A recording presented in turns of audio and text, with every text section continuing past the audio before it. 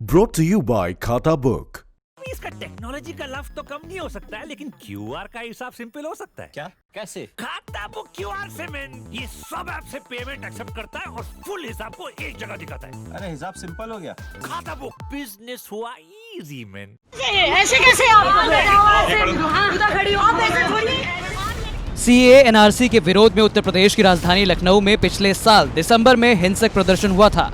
वहीं योगी सरकार का प्रदर्शनकारियों के खिलाफ एक्शन लगातार जारी है। प्रदर्शनकारियों पर इनाम घोषित किया गया है। पुराने लखनऊ में कई जगहों पर आरोपियों के पोस्टर लगाए गए हैं। मौलाना सैफ अब्बास सहित 14 अन्य आरोपियों के पोस्टर सड़कों पर लगाए गए हैं।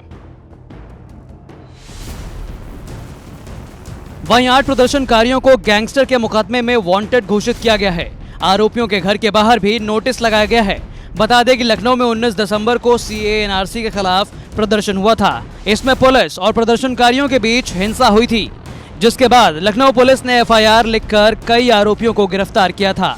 हिंसा में शामिल लोगों के पोस्टर भी चौराहों पर लगाए गए थे। थाना ठाकुरगंज में दर्ज एफआईआर के 8 आरोपी अभी भी फरार हैं, जिनके खिलाफ पुलिस ने सोमवार को धारा 82 के तहत कार्रवाई करते हुए डुगडुगी बजाकर नोटिस चस्पा किए। वहीं थाना हसनगंज में जैनब सिद्दीकी, जो कि अपने आप को सामाजिक कार्यकर्ता बताती हैं, उनके घर पर भी पुलिस ने दबिश दी। आज सादी वर्दी में एटीएस जैनब सिद्दीकी के घर पहुंचकर उनके पिता को हिरासत में लेने की कोशिश करती रही। इस दौरान सादी वर्दी में आए पुलिसकर्मियों से आसपास के लोगों में झड़प हो जाती है। वहीं जैनब सिद्दीकी का कहना है कि वो सीए और एनआरसी के प्रोटेस्ट में कभी शामिल नहीं हुई। वो महिला सशक्तिकरण के लिए काम करती आई हैं। मेरा नाम जैनब है और मैं यहाँ लखनऊ में एक सामाजिक कार्यकर्ता हूँ।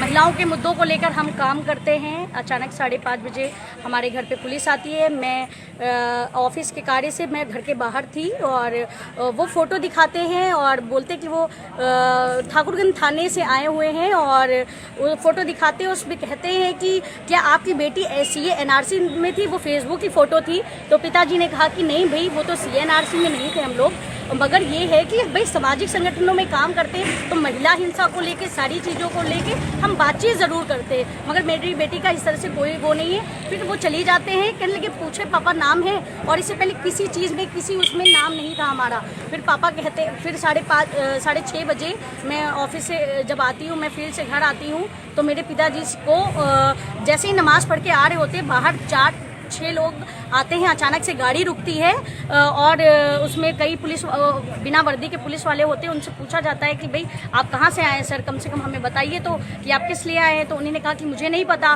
किस लिए आए हैं। तो हमने कहा कि भाई बता दीजिए, हम लोगों को नहीं पता, आप बताते तो शायद इतनी सारी चीज़ें नहीं होती, मगर जिस तरह से जिस नियत से था अब हम लोगों को नहीं मालूम।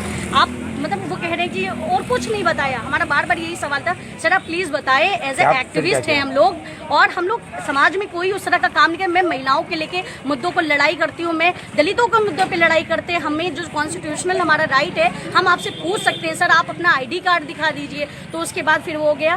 फिर उन लोगों ने हसनगंज थाने में फ़ोन किया और लोगों को बुलाया। यहाँ से पुलिस गई और पुलिस वाले मतलब एकदम से वो मारपीट करने लगे और गाली गलौज कर डंडों से मारने लगे।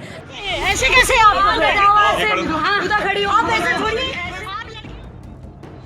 लखनऊ से आशीष श्रीवास्तव की रिपोर्ट, यूपी तक।